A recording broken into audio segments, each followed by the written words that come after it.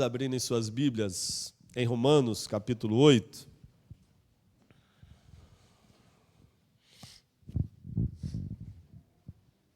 Antes de nós começarmos a meditar,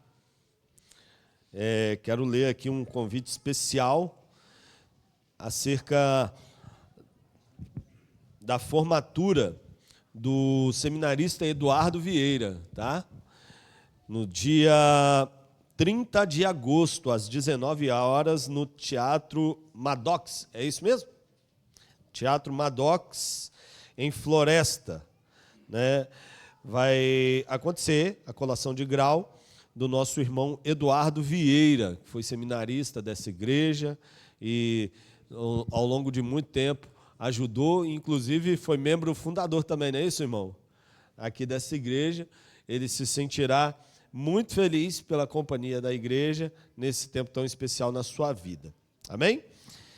Romanos 8, a partir do versículo 19, diz assim a palavra do Senhor. Vou ler na minha versão, que é a NVT. Pois toda a criação aguarda com grande expectativa o dia em que os filhos de Deus serão revelados. Toda a criação, não por vontade própria, foi submetida por Deus a uma existência fútil, na esperança de que, com os filhos de Deus, a criação seja gloriosamente liberta da decadência que a escraviza. Pois sabemos que até agora toda a criação geme como em dores de parto.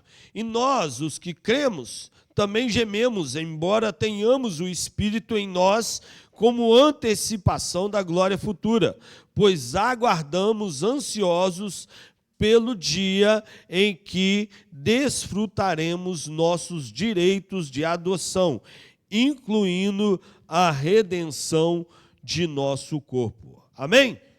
Pode se assentar, fique à vontade. Paulo, nesse capítulo, Romanos 8, ele vai, vamos dizer assim, falar de diversos assuntos e nos dá algumas pitadas de esperança, vamos dizer dessa forma. Porque ao longo de todo esse capítulo, ele vai falar grandes verdades acerca da redenção futura que receberemos do Senhor no dia da volta e no dia em que Jesus Cristo vier buscar a sua igreja. E ele vai falar que nós devemos estar ansiosos por isso. Quem aqui está ansioso por isso? Amém. Glória a Deus. Amém. Merece até um amém mais entusiasmado, amém? Aí, por quê? Porque é muito comum na nossa realidade, nos dias em que vivemos, as pessoas falarem de ansiedade de uma forma tão pejorativa, né? Um problema que tem marcado a nossa geração, um problema que tem levado pessoas a viverem profundas crises emocionais. Mas quando nós transferimos, vamos dizer assim, essa carga negativa e geramos uma ansiedade positiva, se é algo que nós podemos fazer em nosso coração, gerar uma ansiedade pela volta de Jesus e pelo dia que estaremos em sua glória habitando eternamente, se nós podemos pensar dessa forma, passamos a encarar a forma ou essa expressão, essa palavra, de uma forma diferente, porque passamos a ter uma expectativa positiva. Passamos a carregar um sentimento conosco que, de fato, vai nos mobilizar, nos motivar a esperar algo da parte do Senhor, que é a sua volta e a nossa adoção plena, vamos dizer dessa maneira, ou a redenção que o apóstolo Paulo vai falar nesse texto. Onde nós habitaremos por toda a eternidade nos braços do nosso Pai Celestial, e habitaremos na companhia dos nossos irmãos, não mais segundo, vamos dizer assim, os padrões humanos, mas agora, de fato, desfrutando da plena graça e favor do Senhor na nossa vida.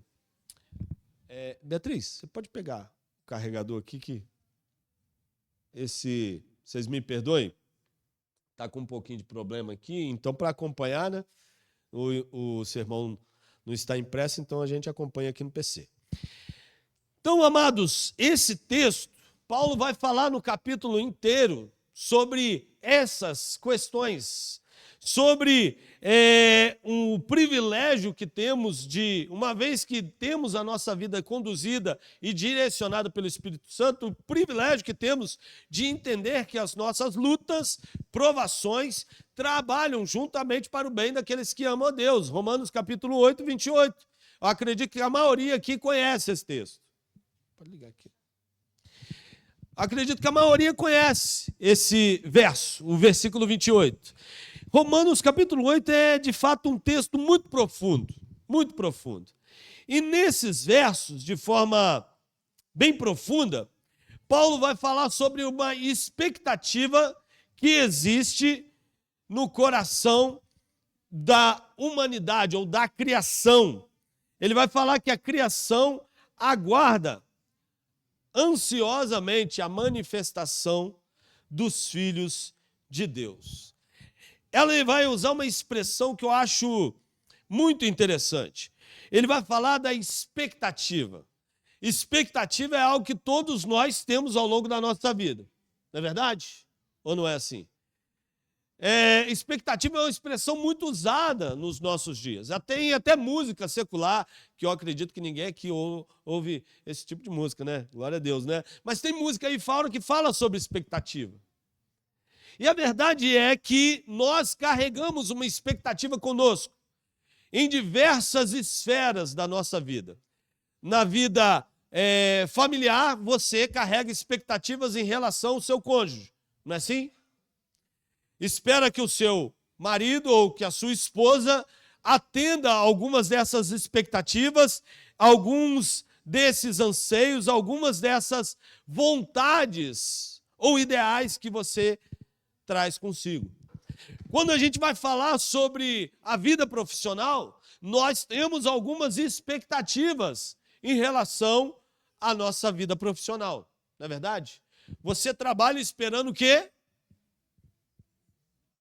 Salário normal, natural. Todos nós esperamos por isso. A expectativa é que o final do mês chegue e o salário, caia na conta. E como é bom quando vem, vamos dizer assim, um adicional que a gente não esperava, um bônus. Acontece isso de vez em quando aqui com alguém? Fica rindo à toa, né, irmão? Como é bom isso? Porque as expectativas são parte da nossa caminhada, são parte da nossa existência. Se não tivermos conosco, em nosso coração, em nossa mente, algumas expectativas, como será, vamos dizer assim, a nossa vida frustrante, sem motivação? Seremos pessoas que, vamos dizer assim, estarão no modo, vamos dizer, da prática e sem expectativa, sem ideal, sem motivação para os nossos dias. Paulo vai falar que existe uma expectativa por parte da criação. E quando ele fala criação, ele não está usando apenas a ideia da criação humana, mas todo o planeta, a ideia é essa, que todo o planeta gera ou tem gerado uma expectativa da manifestação dos filhos de Deus. É interessante porque Jesus vai dizer que nos últimos dias haverão sinais no céu e na terra, de que a sua volta estará próxima. Então a natureza revelará que o Senhor há de voltar para buscar a sua igreja. Então existe toda uma expectativa, não apenas da criação do homem, a criação humana, mas de todo o planeta, de toda a terra, pela manifestação dos filhos de Deus. A ideia é que nós tenhamos uma consciência plena de que o nosso papel como filhos de Deus, ele é um papel que atinge cada uma das esferas, cada um dos níveis do relacionamento do ser humano, seja com um com o outro ou com a natureza.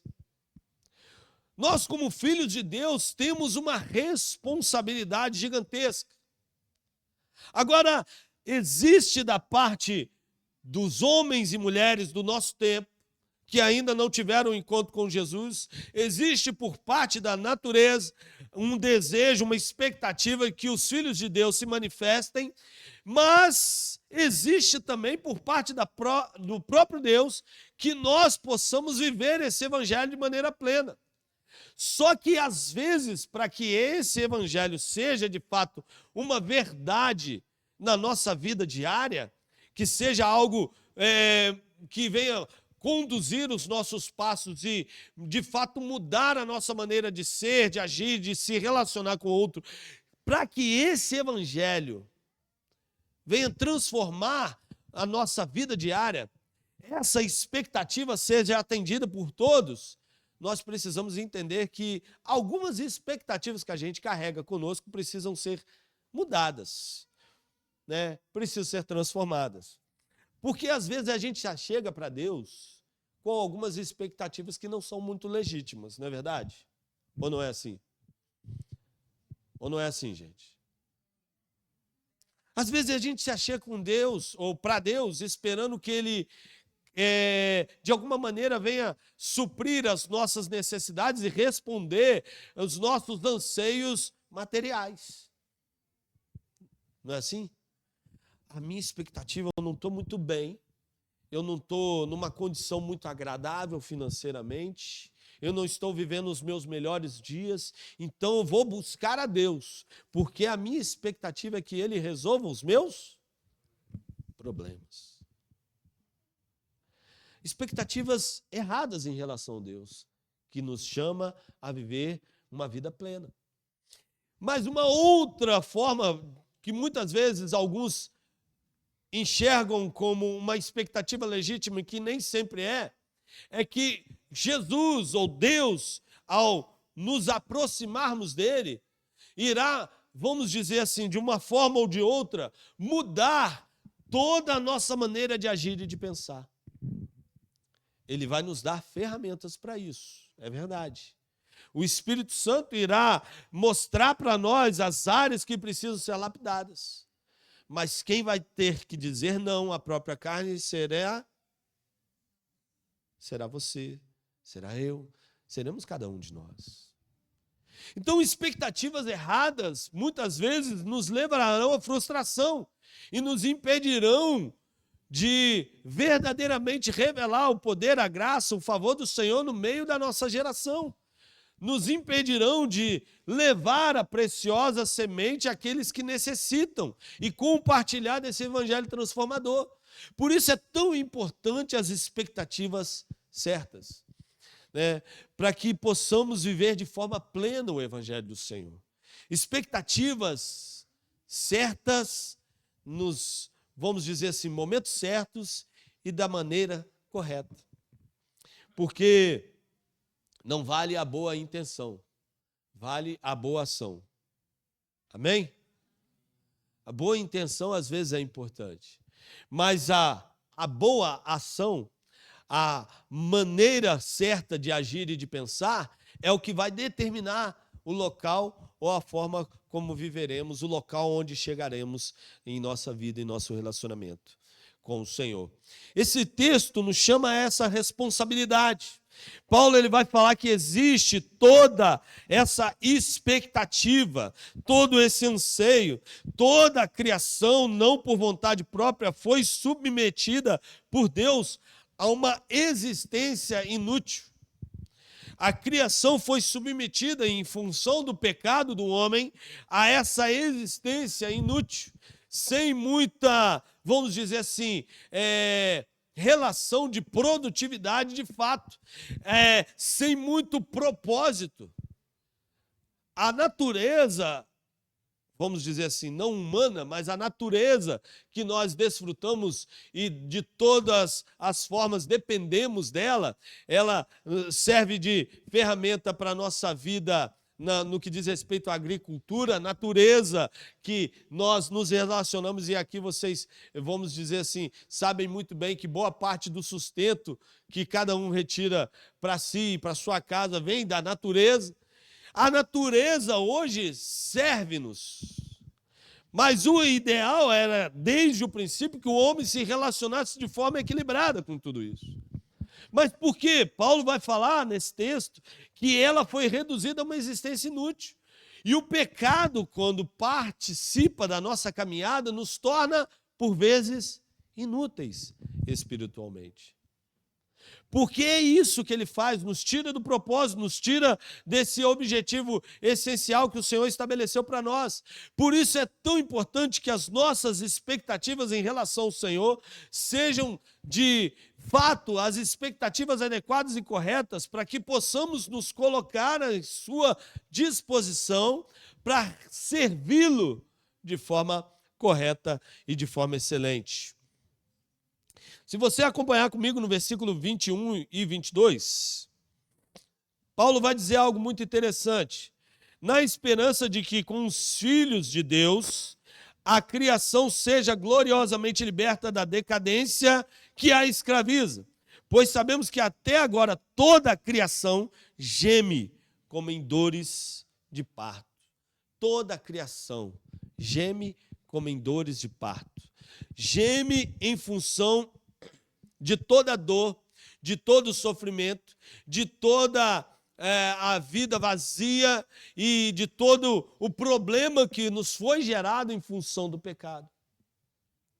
A dor que o mundo experimenta lá fora, o sofrimento que as pessoas longe de Deus vivenciam, as dores e os problemas que nós vemos a natureza e o planeta em que vivemos vivenciarem, são frutos do pecado. Amém? Concorda comigo? Amém? Então, como resolver esse problema? A não ser que os filhos de Deus se manifestem. A não ser que os filhos de Deus se revelem. Esse problema, de alguma maneira, não será resolvido. E nós temos em nossas mãos essa importante missão e tarefa. Revelar a grandiosidade, poder e favor do Senhor no meio do nosso tempo.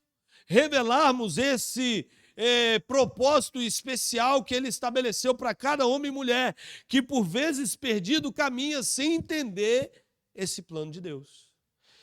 O mundo espera essa manifestação, mas as nossas expectativas nem sempre são as de atender esse clamor do Senhor.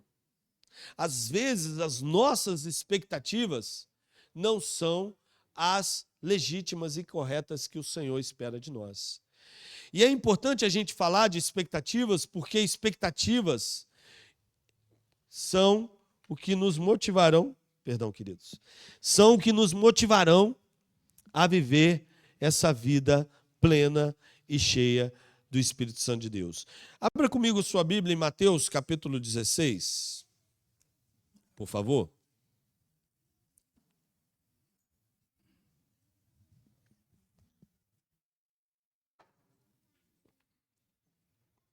Jesus falando sobre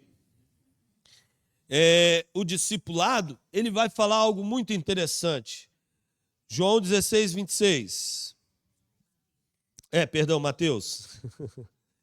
Ele vai dizer assim: que vantagem há em ganhar o mundo inteiro, mas perder a sua vida ou alma? E o que daria um homem em troca de sua alma? Sabe, alma, na palavra de Deus, dá a ideia para nós do lugar onde habitam as emoções, não é isso? Não é isso que nós aprendemos ao longo da nossa caminhada?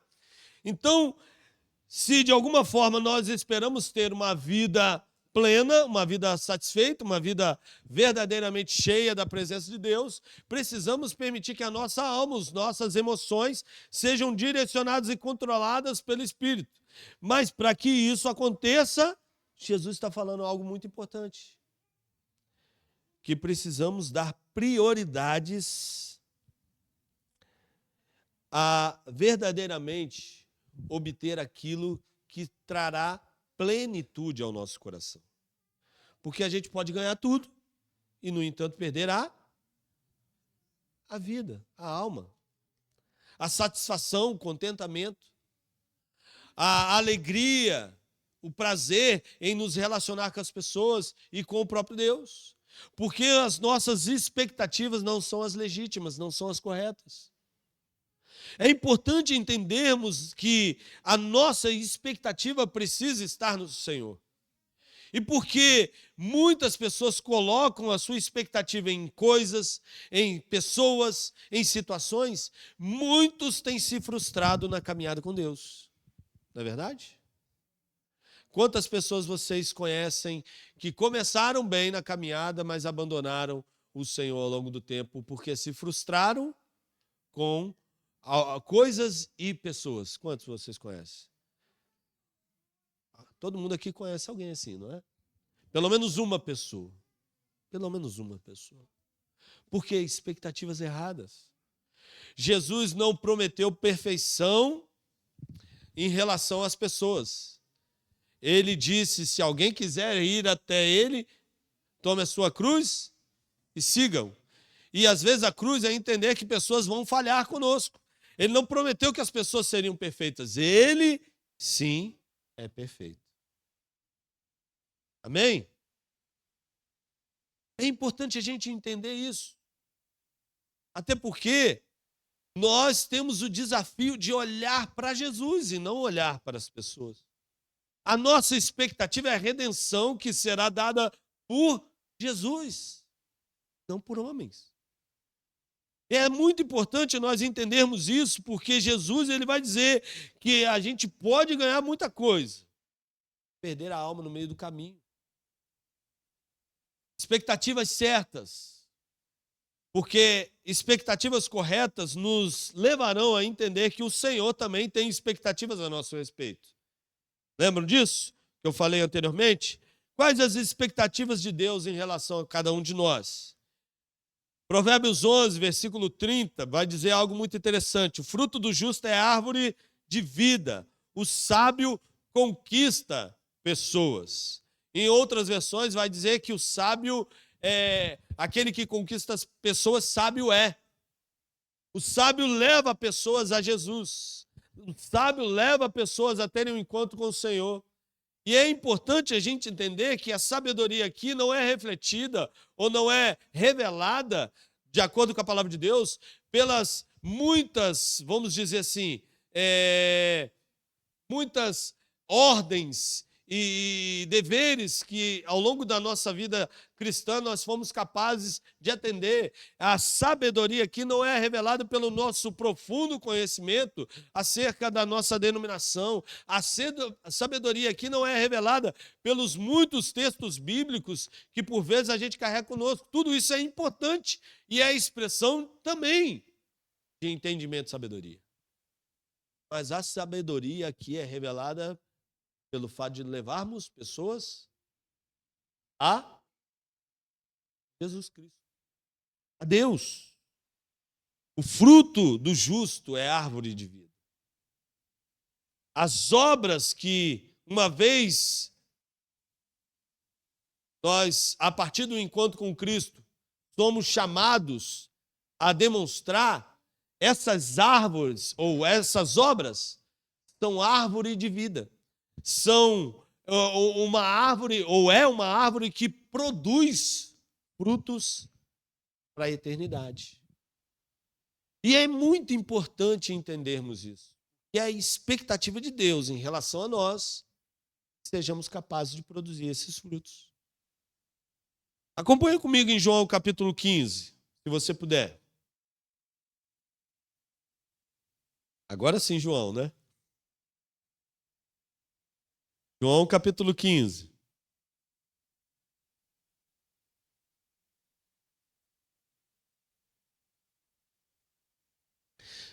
Jesus ensinando sobre a videira verdadeira.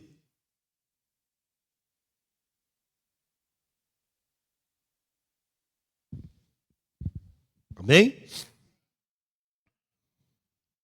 A partir do versículo 12.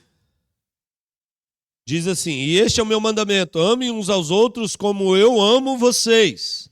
Não existe amor maior do que dar a vida por seus amigos. Vocês serão meus amigos se fizerem o que eu mando ou ordeno, em algumas versões. Já não os chamo de escravos, pois o Senhor não faz confidências a seus escravos. Agora vocês são meus amigos, pois eu lhes disse tudo o que o Pai me disse. Vocês não me escolheram, eu os escolhi. Eu os chamei para irem e produzirem frutos duradouros, ou frutos que permaneçam, para que o Pai lhes dê tudo o que pedirem em meu nome. E este é o mandamento: amem uns aos outros. Interessante que Jesus está falando que os frutos de obediência são frutos que permanecem. E esses frutos são revelados na vida do outro. Esses frutos são revelados através da transformação que Jesus gera através da mensagem que compartilhamos na vida do outro. Agora, pense bem, a mensagem precisa ser compartilhada por nós. A expectativa de Deus é que sejamos capazes de produzirmos esses frutos. A expectativa de Deus é que sejamos capazes de entender que o nosso papel aqui é sim estabelecer projetos pessoais, é sim alcançar uma boa formação e um bom emprego, é sim o projeto de Deus, que nós sejamos capazes de edificar uma boa casa, uma boa família e todas estas coisas que, na verdade, Deus estabeleceu e deseja que sejamos capazes de desfrutar, estabeleceu para nós como privilégios, mas que o seu propósito maior é que sejamos seus mensageiros nesse tempo, e a expectativa é que possamos produzir bons frutos para a glória de Deus. E esses frutos não são as obras que nós, por vezes, associamos a esses frutos. Esses frutos precisam ser gerados em vidas sendo transformadas pelo poder do Evangelho de Jesus Cristo. Amém? Amados, o nosso desafio é grande, não é verdade? Ou não é? É muito grande. Sermos luzeiros nesse tempo, candeia nessa geração, mostrarmos, revelarmos Cristo Jesus numa realidade, num contexto tão desafiador, tão difícil, onde muita gente parece que caminha como se não se interessasse de fato, de maneira alguma, pelo Senhor. Mas é essa a nossa missão, essa é a nossa tarefa. E a expectativa de Deus é que sejamos bons soldados nesse campo de batalha. A expectativa de Deus é que nós possamos assumir e abraçar com todo o nosso empenho e dedicação esse propósito, essa missão. O desejo de Deus e das pessoas lá fora é de que verdadeiramente esse evangelho possa transformar as suas vidas, porque há um anseio no coração delas. Há um anseio. Ou não é assim? Eu acredito que todos vocês aqui têm pessoas que ainda não caminham com Cristo, que ao conversarem com elas, vocês podem perceber que em seus corações existe um vazio. Não é verdade? Gente que precisa de Deus.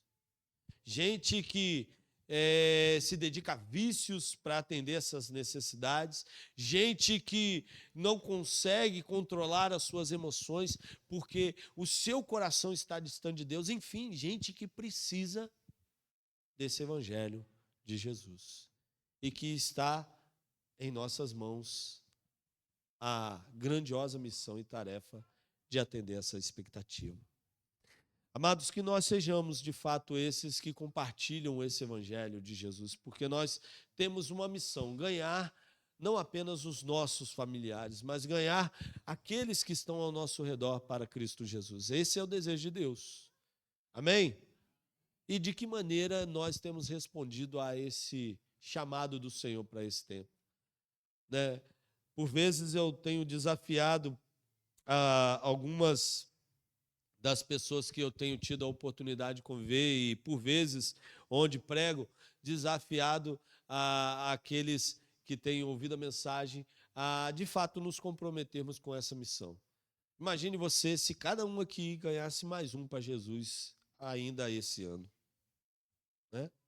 Quantas igrejas, né, além da nossa, né? Porque nem todo mundo que a gente ganha fica aqui, não é verdade? Seria bom que ficasse com a gente, né? Mas nem todo mundo, a gente ganha as pessoas para o reino de Deus, não é verdade? Mas imagine você se todo mundo que a gente ganhasse, né, todo mundo aqui ganhasse pelo menos mais um. Como o evangelho seria algo tão vivo e eficaz dentro da nossa realidade. Mas como viver isso? Se não entendermos a nossa missão, a nossa tarefa, se não nos comprometermos em atender às expectativas de Deus para nós nesse tempo. Essa é a minha missão, essa é a nossa tarefa. E quando a gente estabelece essa tarefa, essa missão, atender essa expectativa de Deus como prioridade, quando a gente estabelece isso, a gente passa a entender algumas das nossas expectativas como coisas secundárias, como coisas que a gente pode abrir mão, como coisas que não são tão importantes assim ao longo da caminhada. Então, meu desafio é esse, né? Olhar para aquele que é o meu Redentor, para aquele que é o autor e consumador da minha fé, para aquele que é o cabeça da igreja, que me chama a viver uma grandiosa missão, olhar para ele e, junto aos meus irmãos, apesar de diferentes de mim, junto aos meus irmãos, de braços dados, caminharmos para estabelecer o reino de Deus no meio da nossa geração. Amém? Que tenhamos esse compromisso nesse tempo, atender às expectativas de Deus no meio da nossa